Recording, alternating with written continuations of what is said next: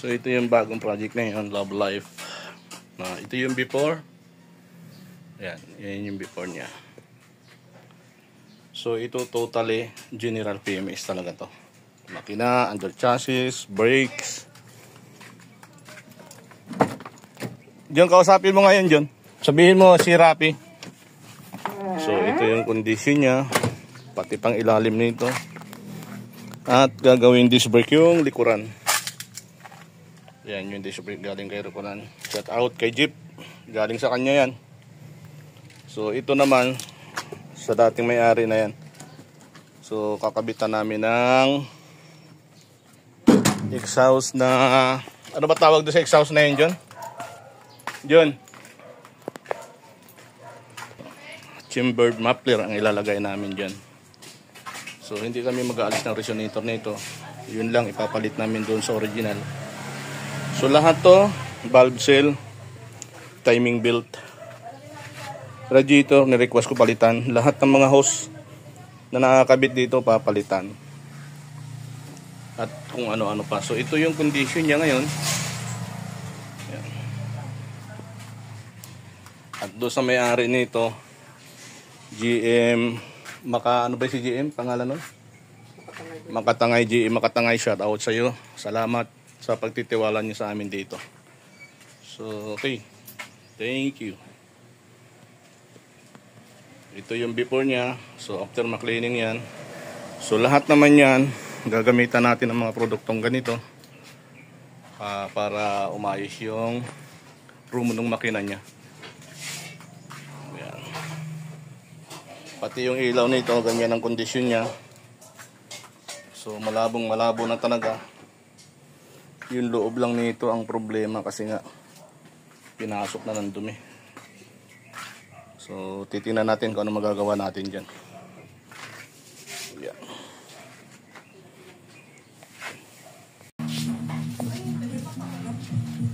Ito, yung kulay nito, tingnan mo yung kulay niya, no? Dala. Ito, napalabas na natin ito. Ito yung kulay, akala mo pintura yan, lintik na yan. Hindi pintura yan eh. Ayan o. Oo, dumi. Ayan o, dumi lang pala yan.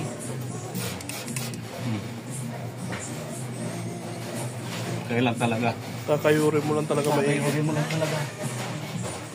Ayan.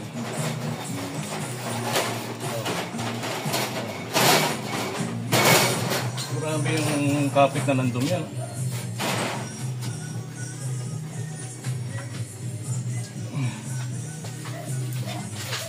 Ganito ka itim yan dito. Kaya lang, tiyagain mo lang talaga. Diba di mata mo baka na. Mamumutin talaga ito. Tingnan mo rito. Nag-iba na kulay. Lalabas na yung pagkaano nito.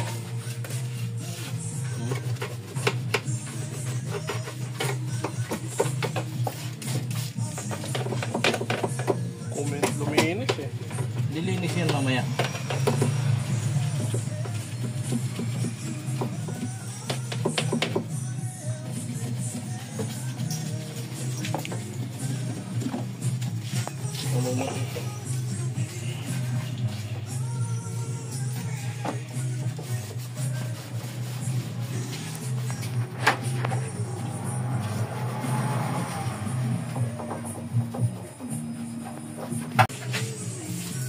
Makita yung yun o, yung namumuti niya.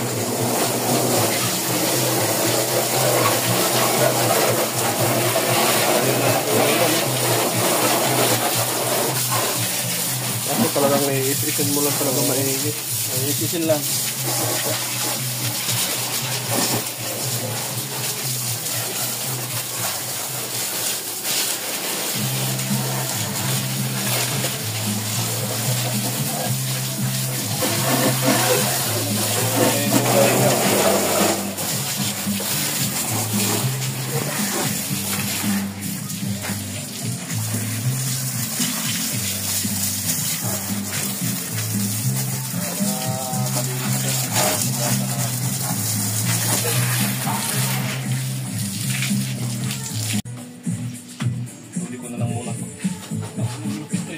Ano yan, babad pa muna. Babad na muna yan.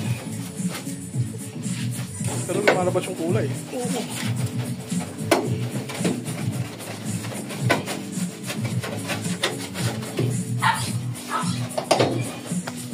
Yung mga sinicheck, mahirap na yun.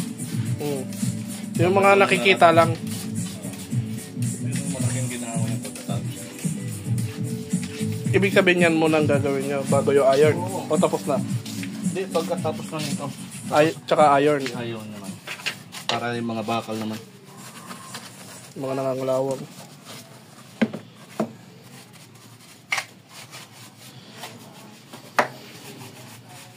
Namuti lahat ng sakit, pati yung mga ano eh. Oo, yung mga sakit oh. Aluminum.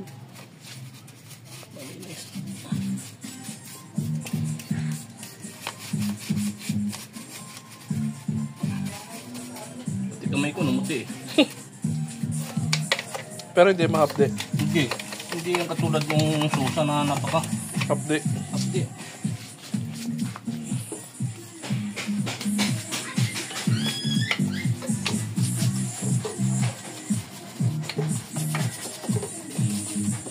Yan oh, tinan mo, lumabas yung kulay ng ano. Lumabas yung aluminum eh.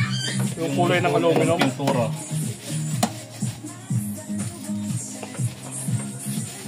Okay, may picture naman tayo niya. Nangingitim yung tsura niya.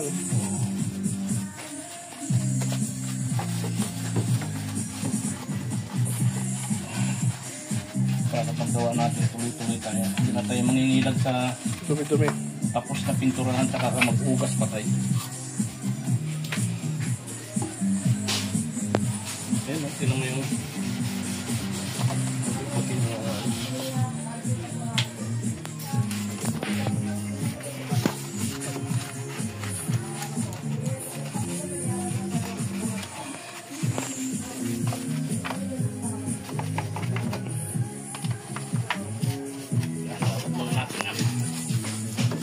tayo muna.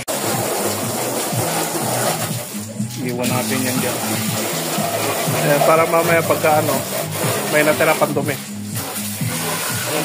Lumabas yung kulay niya. Oo, labas yung kulay ng sa engine bay niya.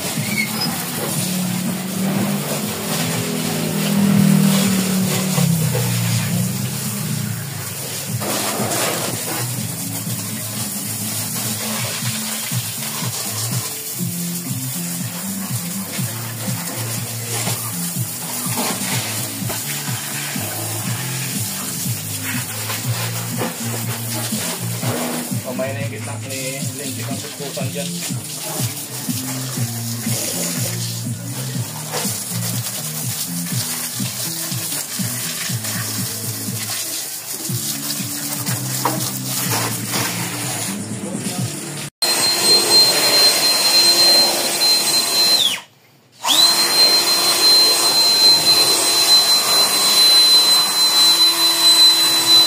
Bago niya.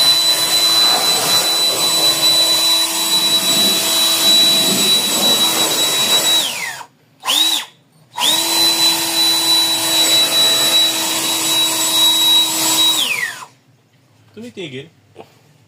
Ano yan? Baterya, lubat? Tingnan mo yan, pindutin niya. Saan? Saan ko pipindutin? Hindi, pindutin niyo yung ano, wala na ba?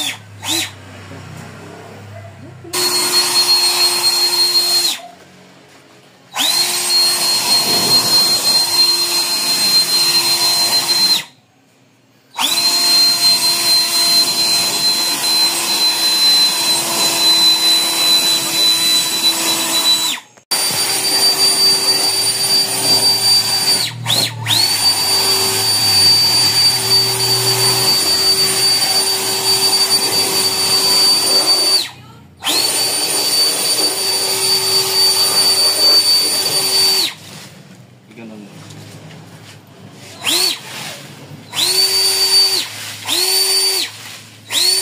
Ito pala pwede din eh. Hindi na kayo walis-walis eh.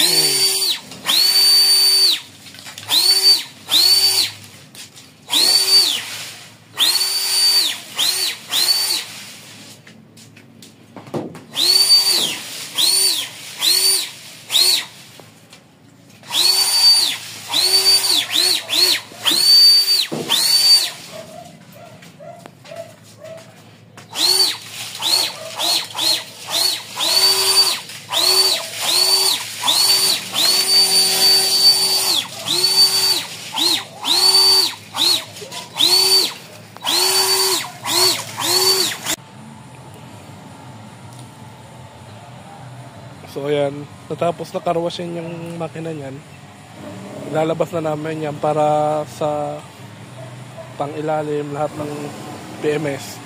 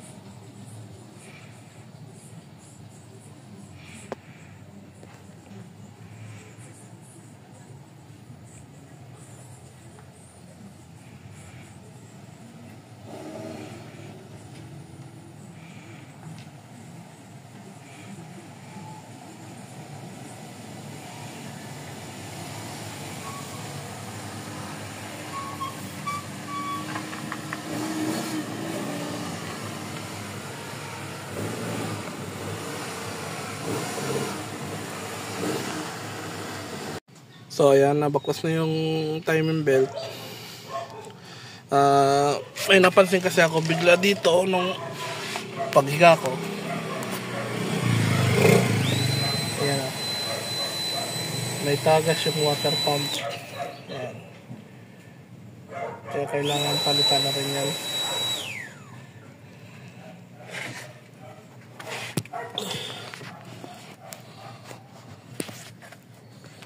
Pati rin ata yung likod, kailangan malinisan. So tatanggalin ko yung water pump na yan, papalitan din yan. Tapos yung hose dun sa likod, wala naman yatang masyado, i-reseal na lang siguro. Lilinisan tas i-reseal lang yung silicone. So yan lang. Yan, water pump, yung itsura ng may tagas yan. So palitin din yan.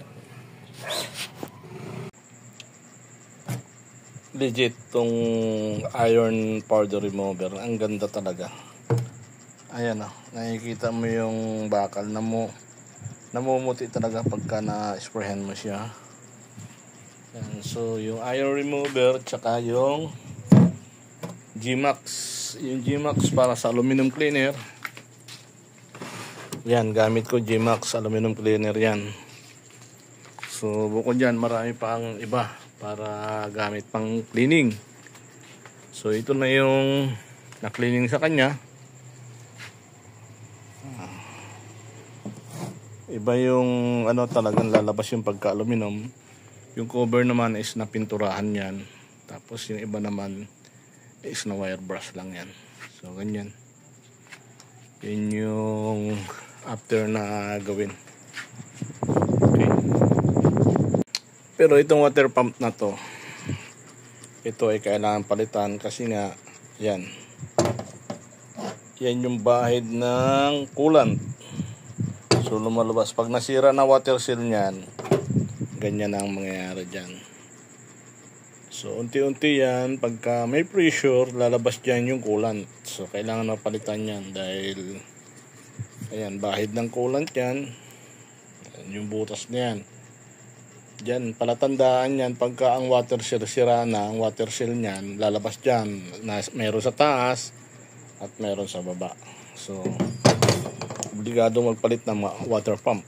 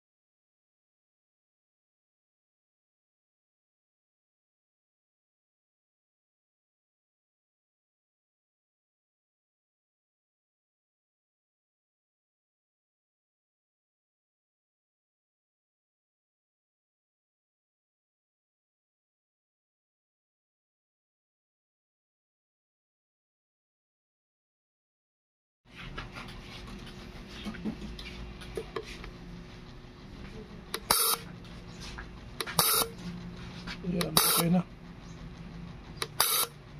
Ano yun? Yung palang yung una? Pangalawa rin.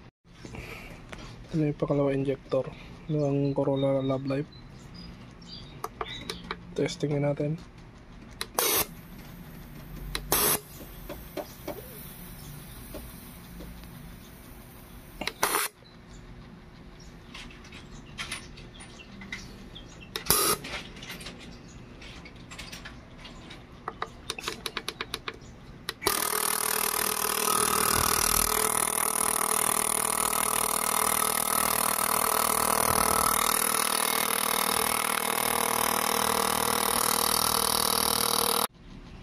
Ito yung unang injector ng Toyota Corolla na Love Life. Testingin natin. 1. Ayun, may sumisingaw.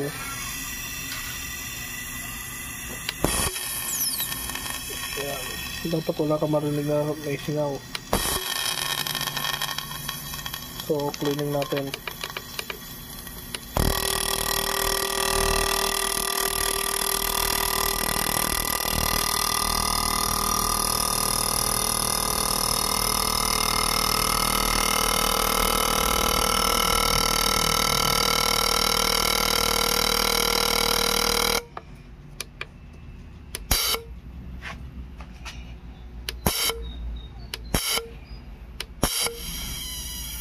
Meron pa rin.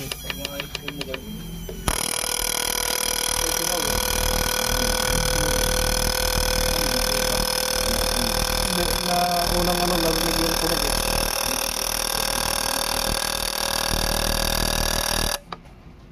Testing. Kaya dapat wala ka marinig na parang sumisingaw.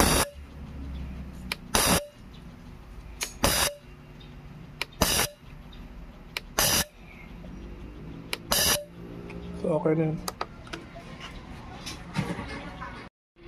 So, ito na yung last na injector. Testingin natin kung ito ay sisingaw. 1.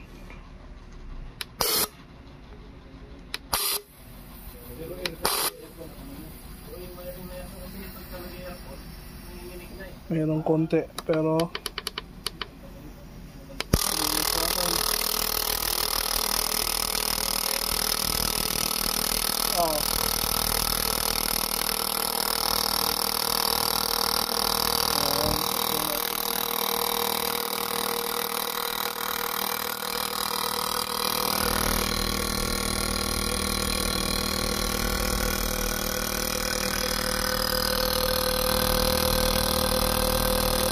kopya. Tingnan natin 1.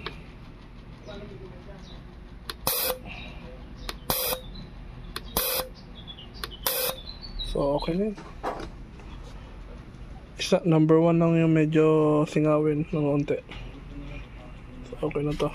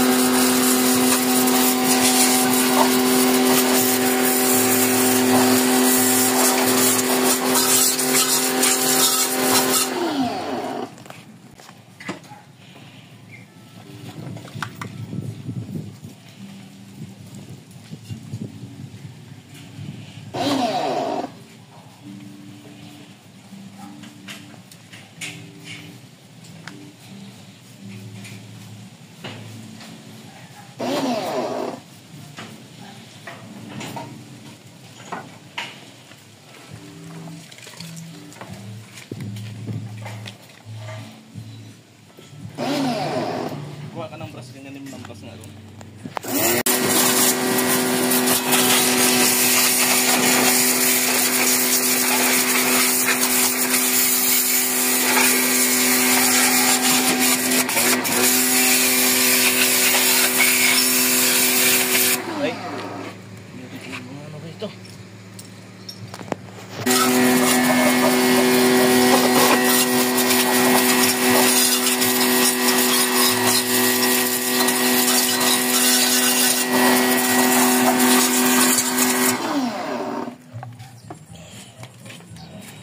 tama na yan. So nagtanggal na rin ako ng dryer nito para ma-flushing ko tong condenser na to. Tapos may napansin lang ako dito. Yung wire na to, connection para sa aircon. Ganyan. Ito balat yan, dito nakalagay. So babalutin namin yan kasi balat siya, oh. Nabalatan. Ayusin ko na lang yung wiring na ito.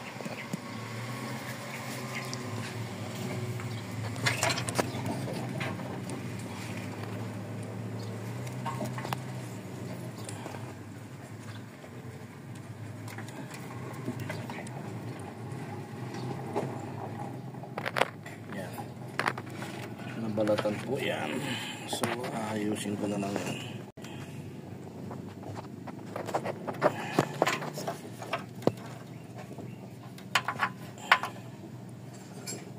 Nabalatan yan.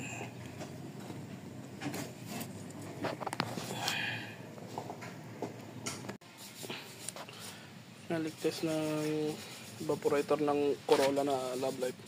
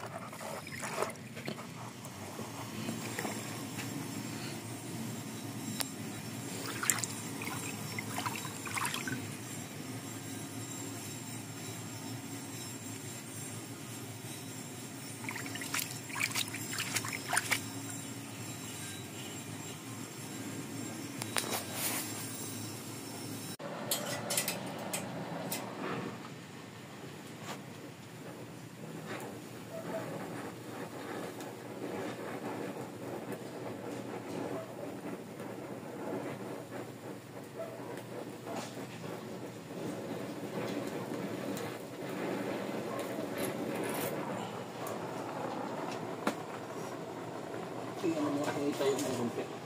Patayo.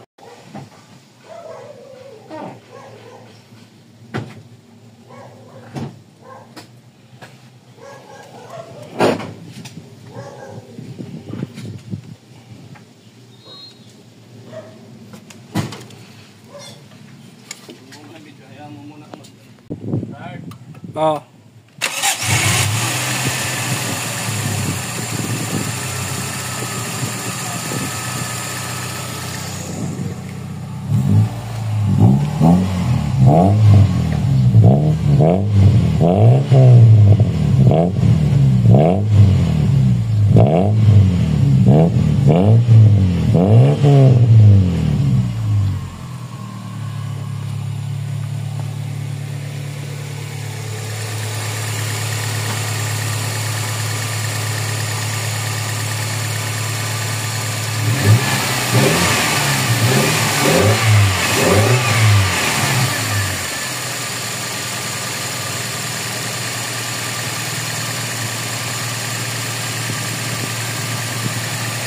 Mabakuman tayo mamaya. Ano po, maandar na po siya. Babakyum na lang kami para malagyan ng freon, para magkaroon na rin ng aircon. Ito, maambon ngayon.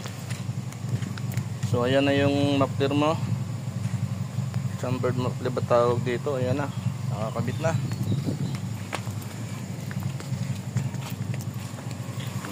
Parang original pa rin yan kasi yung bracket niya yung pa rin kinabit ko. Yan, nilipat ko lang ng lagayan yan. So original na original pa rin dating yan. Original na bracket pa rin ng muffler na nakakabit yan.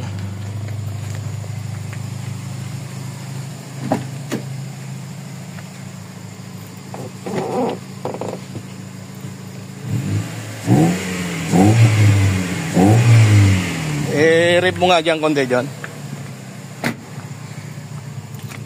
Sige nga. Yan. Okay, dulong-dulo lang yung ingay. Maambon, umaambon.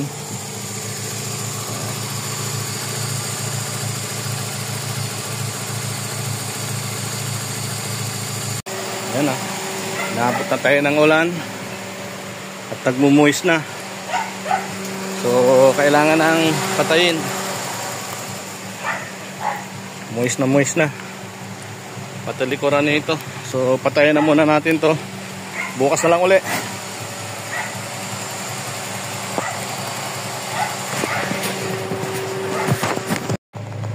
So, para naman bumango, lalagyan natin ng air freshener, yung bagong gawang aircon. Yan. Yan, para mabango naman habang naka-aircon. Mayroon ng dalawang air freshener dyan. Dalawa na nilagay ko dyan. Isa roon. Tsaka habang naka-aircon,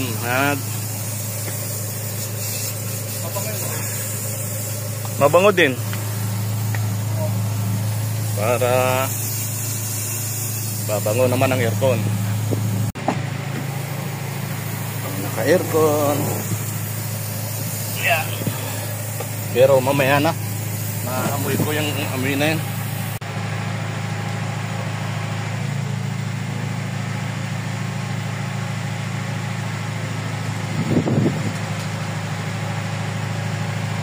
Titising na aircon. Ititising na rin namin mamaya to. Nakakabit na yung mga gulong dyan. Bagong pintura. Yan, yung rim nya.